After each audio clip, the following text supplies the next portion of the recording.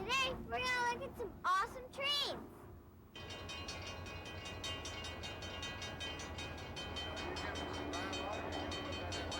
Kids love trains, and for good reason. They're big, powerful, and loud.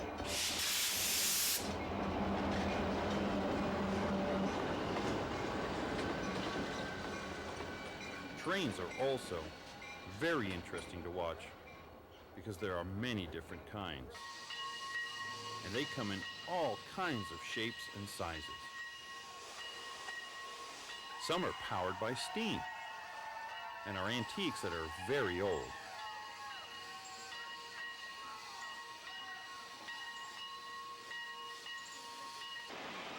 Others are sleek and modern. We're going to look at several different kinds of trains in this video.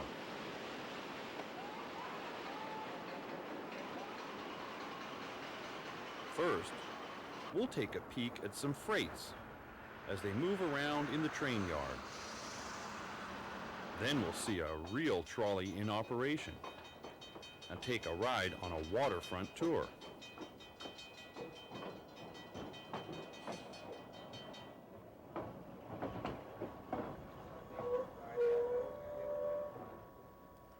Later, we're going to take a look at the future and visit the first and only full-size monorail operating in America.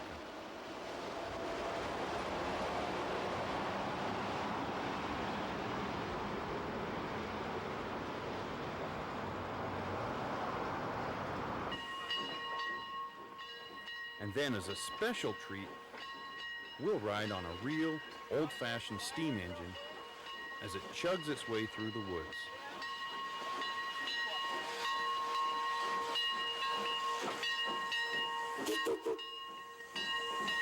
If you like trains, you'll love the excitement of awesome trains.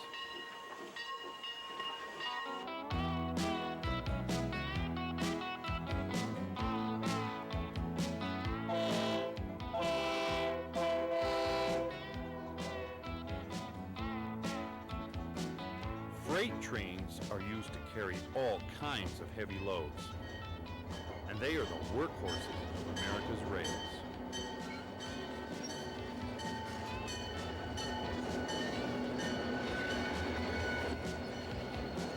They could be carrying cars from Detroit, coal from West Virginia, or wood from the Northwest. In fact, there is very little that can't be carried on a freight train. Today, trains aren't used as much as they once were. Trucks have taken over a lot of the train's business. But around the turn of the century, the train was by far the most common way of transporting anything heavy and bulky. But even today, the freight train is a common sight as it makes its way through the countryside, hauling many of the products we use in our homes. And the powerful diesel locomotives that pull them are an impressive sight. Let's look at some freight trains in action.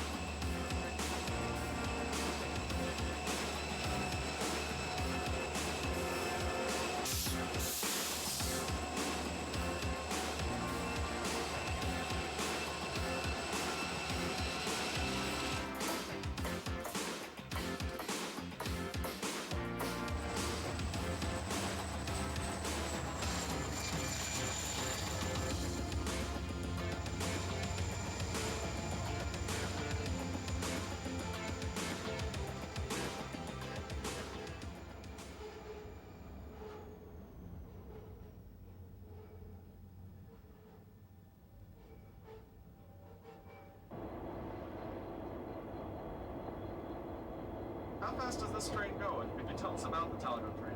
Well, this train can go up to 79 miles an hour in this area that we're running the train on now. It has capability of going faster than that, but the track doesn't handle that equipment out here, so we can only go what the track will require us to go. Could you tell us a little bit more about the Talgo train itself? Well, it's a low-profile train. It's built to where it will bank into a curve, so you can take curves faster than what a normal train can.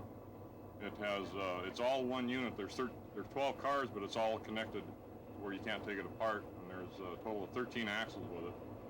It's a real nice train to handle. I really enjoy running it. How long have you been an engineer? 20 years. And what are some of the things that your job entails? Oh, I just have to control the speed of the train, slow down for block signals, make sure don't have any accidents. Just make it as comfortable a ride for the passengers as we can. Can you tell us a little bit about this engine that we're in right now? This is an SD40. This is a typical engine that Amtrak has. They have newer engines than this, but for the most part, this is their main source of power. It's not made for the Talgo. Their power for the Talgo train didn't work on our track, so they've got this unit and use it to pull the Talgo with. How fast can this engine pull? Well, this engine can go up to 110 miles an hour. What's the horsepower and all that? It's a 3,000 horsepower engine. It's about 200 tons per weight. And does it take a long time to stop this train once it gets going? Oh boy. Under emergency circumstances, it takes probably about a third of a mile to a half a mile to stop this particular train, but it's an exceptional train for stopping. Other passenger trains would take probably anywhere from a half mile to 3/4 of a mile.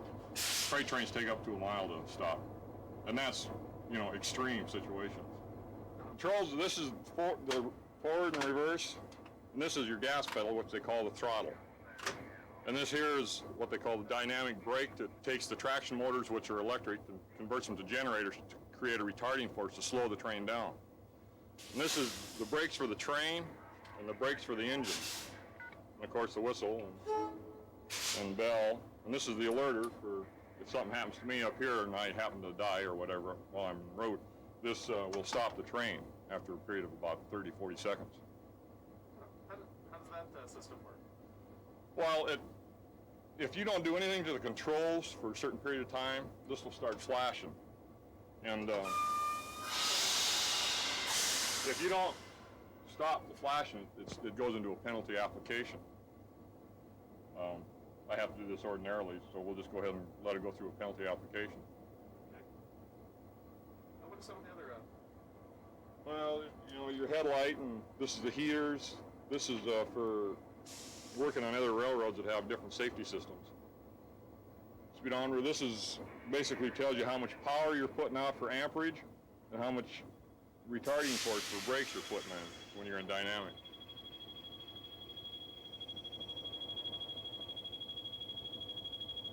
This is, the alerter's going off now, and if I'm running the train and I don't reset that, it'll go into a penalty application and stop the train by itself. There's a sand button there. Has to put sand on the rail, because when you're starting out at slow speed, you got a lot of tractive effort, and you put sand on for traction.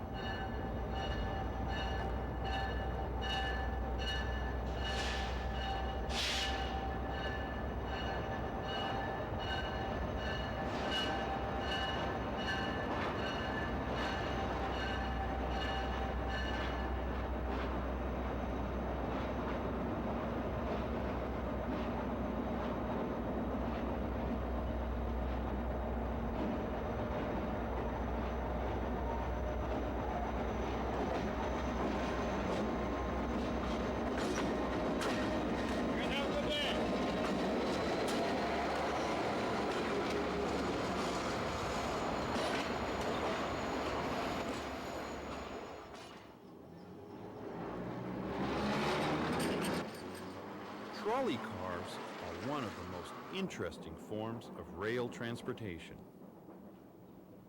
During the 1920s, trolleys were very common in America, and many of the bigger cities had trolley cars running up and down their streets. At first, they were pulled by horses. Then, an electrically powered trolley system was invented by one of Thomas Edison's assistants. After that, they started to spring up all over the place. Trolleys are called what they are because they had a wheel that ran along the overhead electrical wires that powered them. That wheel was similar to a small four-wheeled wagon called a trawler, so they called it a trolley, and the name stuck. Today, you can still find trolleys in operation in some cities. San Francisco's are the most famous. The trolley you see here was built in 1927 in Australia. It runs along the waterfront in Seattle. Well, we've been running these Melbourne trams here about 12 years now. Started in 1982. Stop and think. And started out just as a tourist attraction with two cars up and down the waterfront.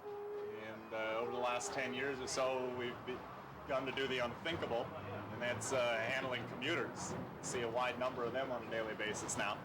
These trams are all measured in kilometers, seeing how they're out of Australia. So these will top out about 50 kilometers, which is what, about 35 miles an hour. Although the waterfront, we're limited to about 12 miles an hour in this particular area, and we get up to a light braking speed of about 18 miles an hour north of the market here. What do you think is to you, what's the best part about working on the trolleys here? Oh, by far the people that you meet. We get people from all around the world. Vast majority, of course, are tourists and are out to have a good time, so they're great to meet. Without the folks, it could be a very, very dull job just back and forth out here. How many people does it take to run these trolleys? Well, it takes two of us. There's a motorman and a conductor. I'm the conductor. The motorman runs up front. Most of the operators down here are the motormen or senior bus drivers from Metro Transit. Have anywhere from about 25 to 38 years seniority with us. The conductors were not operators. There are 6 conductors within Metro out of 3,000 bus drivers. So we feel kind of a unique position down here. Depending on who you talk to, we're either the elite or the black sheep of the family. So yeah, it's kind of unique being down here, being a conductor now of the system. How long have you been driving one of the trolleys? 4 years now. How did Yeah, nice work. How did you qualify to become a trolley driver? Well, we take 4 days training, and it's a seniority pick. I work for the Metro bus system. You know, it's the whole county-wide system. You enjoy your work so far? Oh, love it down here. Yeah, nice people, tourists, everybody's laid back, you know. What's the most interesting thing about driving the trolleys, do you think? Oh, I've always liked the old trolleys. You know, I've been a trolley buff all my life. My grandfather drove them years ago in Ireland, double-deckers, and I used to look over his shoulder. Never thought I'd be driving one 40-something years later, you know. Yeah, it's kind of nice.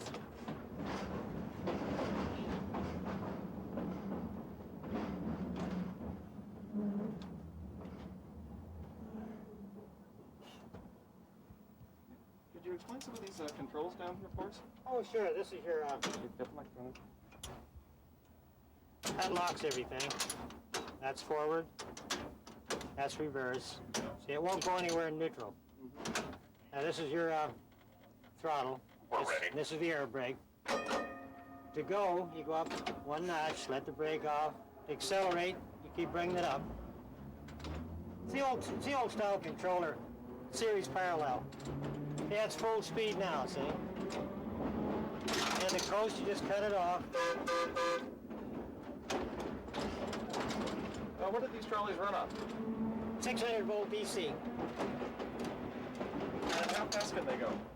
Oh, this particular one, about 40 miles an hour, but with this old track we've got here, we try to keep it about 30, 35. Hey. Fantastic. Well, they were built in Melbourne, Australia. This one here was built in 1924, and we got them in 1982, and we've got 6 cars. This one was rebuilt completely from the ground up. This was a scrap car, and they ran up in Australia until about 2 years ago. And that's how we got them. George Benson, the city councilman, decided he wanted a waterfront streetcar, so he went to Australia and bought them and had them shipped here. What's the construction like? Well, they're solid steel frame and teak and mahogany wood, Tasmanian mahogany, and very sturdy construction.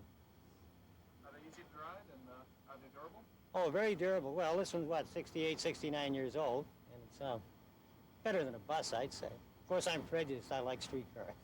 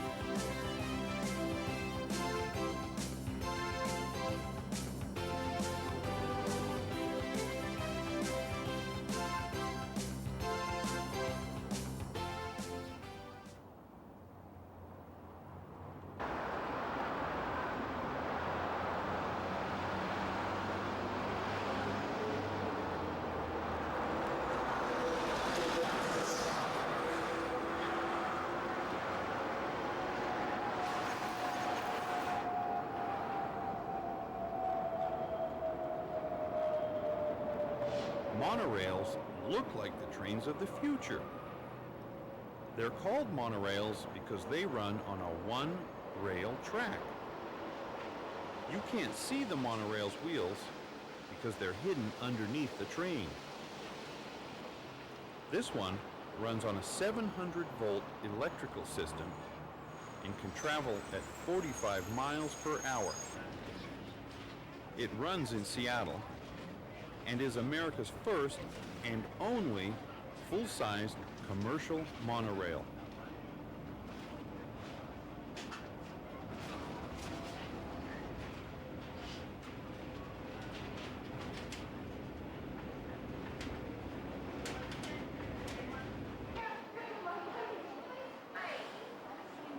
At peak running, the 2 trains on the system are capable of moving 7,000 passengers per hour. Some people think that this is what the transportation of the future will look like. Let's go for a ride on the monorail and talk with the crew. Basically, it's fairly simple. Gear shift in the left side of the speed control. This is a dead man switch. It's a 3-position speed control. Bring it back to us as we gain speed. The third point of power, we reach approximately 45-50 miles an hour. Coast from there, switch to our brake with the right hand. At a certain point on the rail, close to the end of the line, we'll enter into the dynamic portion of the brake. As that lets go, it drops itself out at 6 miles an hour. We continue on into air brake, slowing to a nice controlled stop. Basically, that's it for the controls. We have some minor controls here. These are the door controls, all 5 in the center. Control each side of the doors. The gate control for the Westlake Center. Valves up front, of course. Well, speedometer, first and foremost. You got the air pressure, the brakes. Main reservoir is just hovering around 120. The white needles show that the air is out. As we bring the air in, as we release the air, brings our pressure up to an operating approximately 90 pounds of air pressure during operation. Okay. Is this an electric? Does this run on electric motors, or what powers the trains? Electricity. We have basically 8 electric motors, one motor for each set of 2 drive wheels. There's 4 drive wheels on each of the 4 cars. The whole system pulls about 700 volts.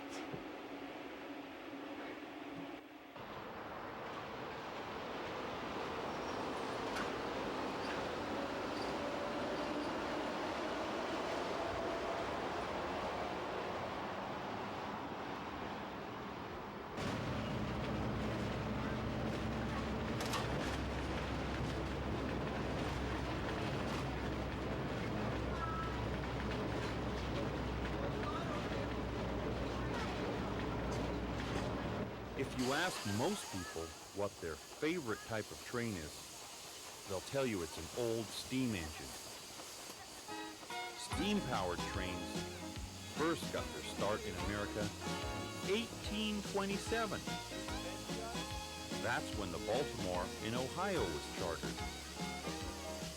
After that, the growth of railroads was very fast.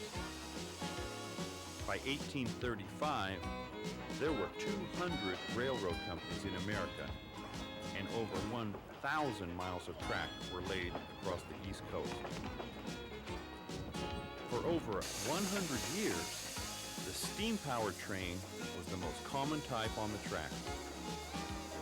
But in the 1940s and 50s, the steam engine was replaced with the diesel locomotive. Today, steam-powered trains are mainly operated as tourist attractions.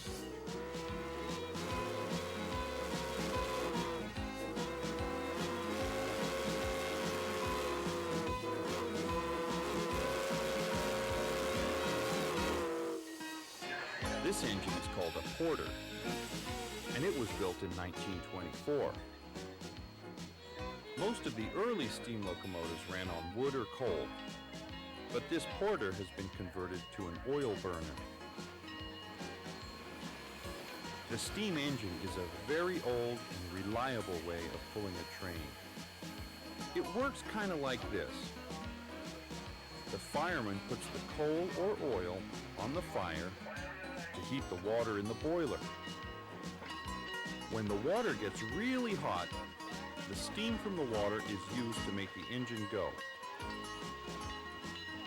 One of the best things about an old steam engine is all the noise they make as they chug on down the tracks. Let's go for a ride on the Mount Rainier Scenic Railroad.